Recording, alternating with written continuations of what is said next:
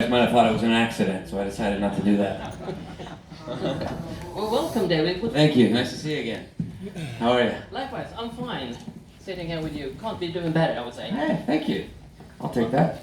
How's everybody doing? All right. All right. Thanks for coming to my Q&A. Standing room only. I like it. I think that we should start with your career from the beginning until today. Okay. And I know that your first role was as a girl. This is true. Yeah. This is true. Yeah, I played my very first. I started acting like right out of the womb. Like my mother had me, and then at 3 months old, literally, I did my first part as the comedian Lily Tomlin.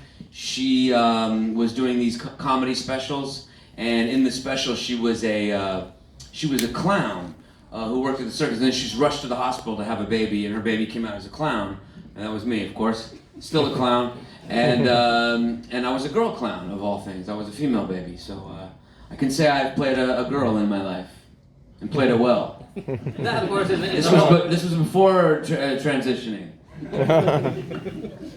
Well, let's stick with the prior the Married with Children parts. I know that a lot of kid actors had one of the first roles in the Little House on the Prairie, like Jason Bateman, Shannon Dorothy, Sean Penn, and you. Sean Penn? Yes, Sean Penn as well. That's good company. And I heard that one of your scene was How to Kiss a Girl. This is true. Can you please tell us about that? Yeah.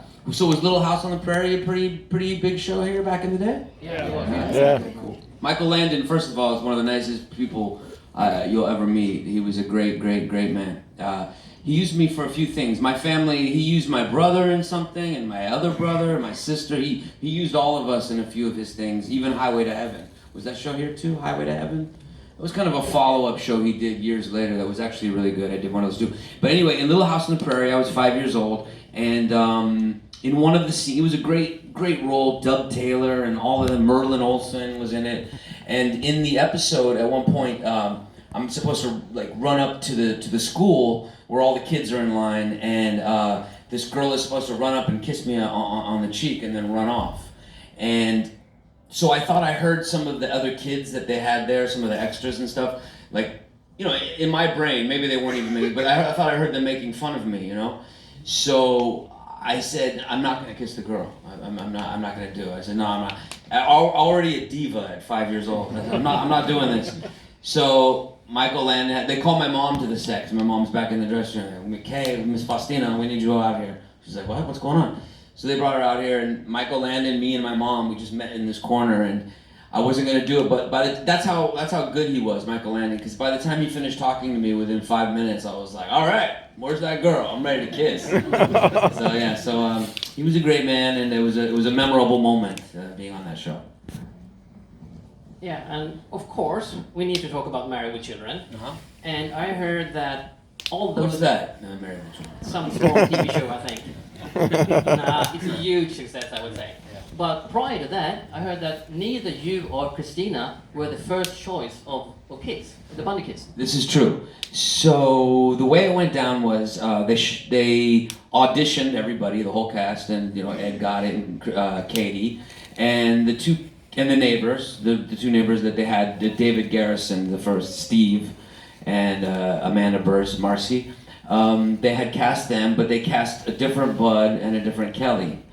I actually Christina didn't audition the first time. Christina Applegate did not audition. She auditioned the second round. The first one I even auditioned for, and I think I don't know if I got 0 callbacks or 1 callback to go back. That was it.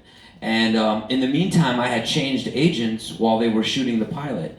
And so my new agent kind of snuck me in one more time to go in, and I went in, and then I got another callback and another callback. Probably went in like 4 to 5 times. And the final time I read with Christina Applegate, there was like, they had 3 Buds there and 3 Kellys. They were like mix matching us back and forth and reading. We were reading with different ones. And then when Christina and I went in together, there was like certain, you know, you could feel something special. Yeah. And we could tell, because there was a room full of people, like, you know, not as many people as you, but maybe half the size of this room with executives in suits, and you know, and we could feel the laughter, you know, and we were like, okay, this is something special.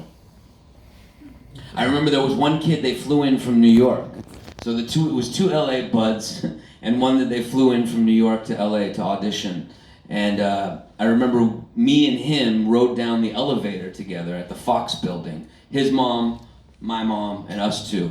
And I remember he said to his mom, it was just one of those memories that's burned in your consciousness.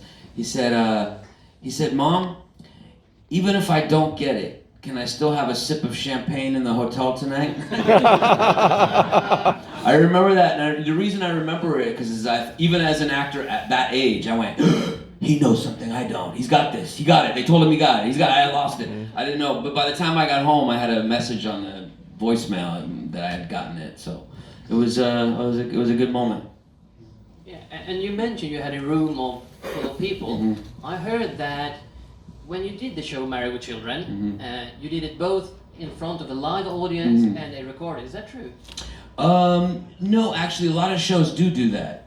Well, our show was a variation of that. So, I think that one of the reasons Married with Children was a big success, and I really do, is because we never over-rehearsed anything. A lot of these shows you go into now, I'll go in, I'll be a guest star, or just, see how they're working, and they're like doing it over and over and over and rehearsing every moment, and it kills it. It kills the comedy. I feel by the time you get there, you're tired of doing it. So we never over-rehearsed. But the way we did it is we rehearsed all week in a room, much like this. It wasn't even a stage. It was just tape. So the tape was the table, the tape was the door. It was just tape. You do that Monday through Wednesday, and then on Thursday we'd go into the stage, and we already knew what our marks were because we did it with tape before. So now we know our marks. And then on Friday is the day that, Thursday we rehearse with the cameras, and Friday they bring in the audience at the Friday night. We did it with two audiences. So it was almost like we did it like a play. So we have the first audience come in, we shoot it, and we hardly do any takes over. It's almost like one shot, we do it. And then we go to dinner, and they bring in a new audience, completely new audience, and then we do the show again. And it's much like a play. We don't keep doing it over and over and over again, so the audience gets tired and we get tired. And then we sent the audience home. If there was something that was really wrong that we did, we reshoot it without an audience there. That was only maybe a couple lines. And then that was it. And then they take the best of both of those shows, the two, and they splice them together. And that's how it went. There's a couple episodes where you could see the mistake. There's one episode where Peggy and Marcy are sitting at the table, and I think they're drinking, some glasses of water, and then it cuts to another shot right away, and there's two cans in front of them, and from the shoot after that. So sometimes they make a mistake, but it was a good formula because again, it didn't tire the audience out from the jokes, so they're still laughing and it's real laughter, and they're not tiring us out. So it was a really good system, and I think if more shows would adhere to more spontaneity and less over-rehearsing, I think there'd be more successful comedies out there. That's my opinion. Maybe I have no idea what I'm talking about. I don't know. That's good. That's good. I also heard that when the show Married with Children just had started, for the very, very first season, I heard that you went down to the mall in a Married Hey with kid, Children I'm trying to talk here. Well, you went down to the mall in a Married with Children t-shirt Oh yeah, just this to is get true. recognized. Is it true? Yeah, this is true. How do you know everything? I googled the dark side of the internet. Yeah. What's my social security number? If that's the worst you found on the dark side of the internet, I must be doing okay. So as you know from what we've been talking about, I was an actor my whole life since I was a baby, and I had been blessed enough to work a lot. I was always working on commercials or TV shows or whatever it was, and I was really lucky. But I had never gotten a series, and a series is what I really wanted. It was like my dream, like a series, That was like the ultimate goal. And, I prayed for it all the time, and finally it happened for me, and the first season aired, but no one was watching the show. Even back in the States, nobody watched it. It was like, we had like the worst ratings the first 2 years. But because it was on TV and it was a series and it was my dream, I wanted to be recognized. That was it. I'd never been recognized for anything I did. I just did it. And so I wanted to be recognized for it. So I wore this Married with Children t-shirt. Just big ass letters, Married with Children with the logo. And I went to the mall, and I thought, okay, someone for sure has watched this show by now, right? Someone. Not one person said anything to me that whole mall trip, and I was like, all right, that didn't even work. But what happened was on the third season, there was a woman who tried to get the show off the air. This very rich, influential woman in Detroit, Michigan. Her name was Terry Ricolta, and she happened to be, I don't know, multi-millionaire or even billionaire, I'm not sure. But she came into the room one day, and her kids were laughing.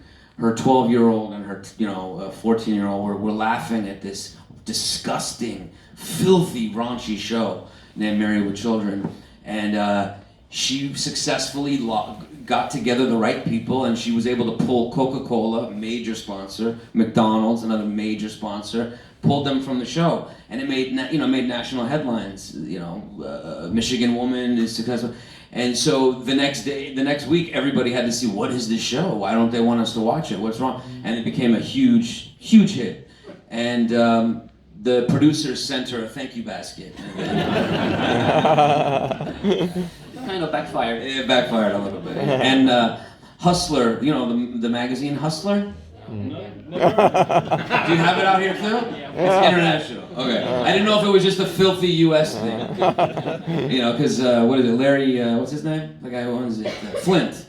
He's a pretty, creepy guy. But anyway, the point of it is they gave her Asshole of the Month. Because they have this thing every month, they do Asshole of the Month, and they gave it to Terry Ricolta for what she did.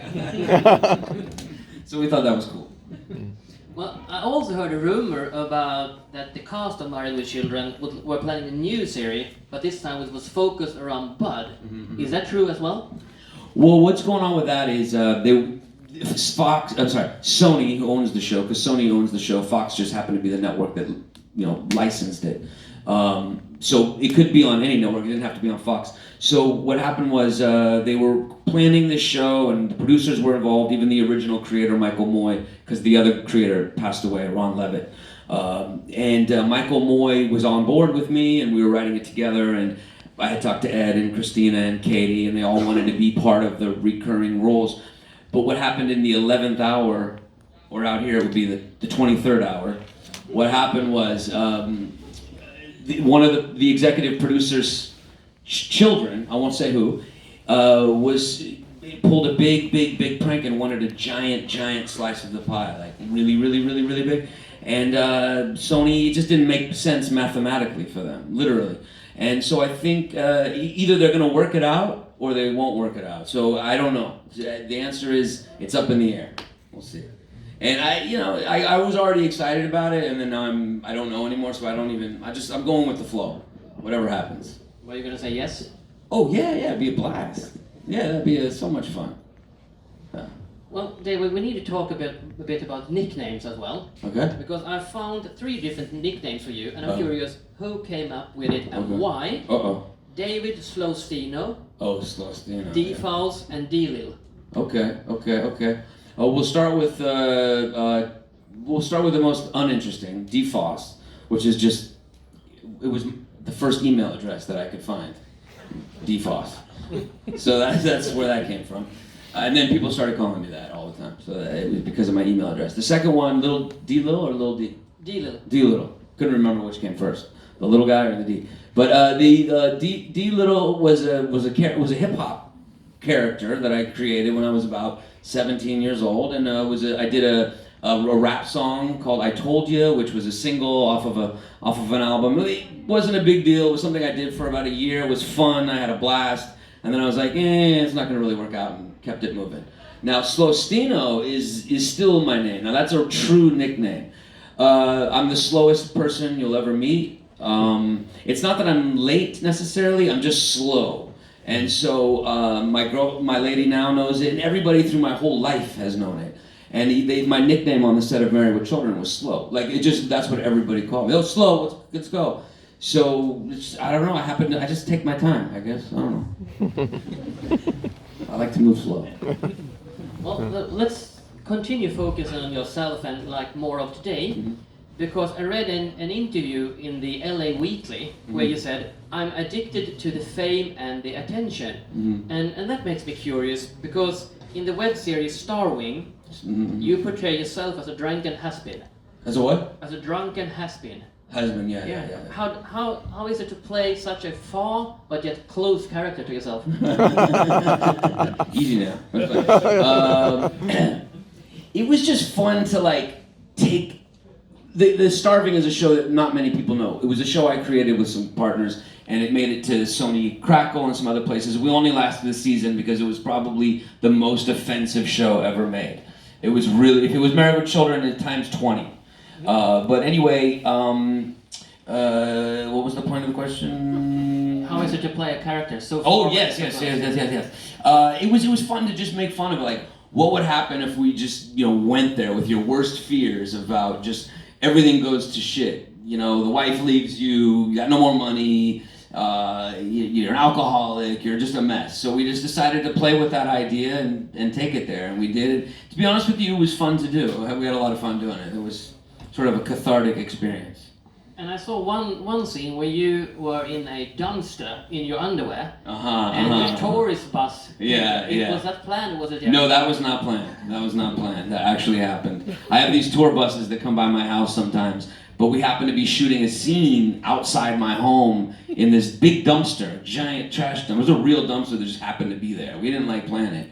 So we got in the dumpster, and because we were trying to win this award, a real award, the Streamies, we're trying to win this award, so we did a promo video for it. So we're in the dumpster, and we're literally in our underwear, got nothing else on, and we're doing this scene, and here comes a tour bus, up the street. It was just wow, perfect timing. We're all taking pictures of us. It was pretty funny. Well, we're running out of time, and as a final question, I heard when you were 16 years old, you gave your family a very special present. Okay. Was that the house? Exactly. Yeah, I did. I got us a house in the in LA, a nice, beautiful home, and it was nice to be able to do that. For my mom, really. It was for my mom. My dad, no. But he could have stayed happy wherever we were. But it was for my mom, and she really enjoyed it. And since she left my dad, I bought her helped buy her another home she lives in now, which is it's great because my mom is the one who built my career. So it's only fair that I would give back to her, and she's just a great mom besides that. So. And that is worth an applause, isn't it? Yeah! Woo! And she's done a lot for me. Thank you guys very much. Thank you, man. Thank you. Ladies and gentlemen, a big round of applause for David Faustino. Thank you. Don't be scared of him. He's at his table. All right.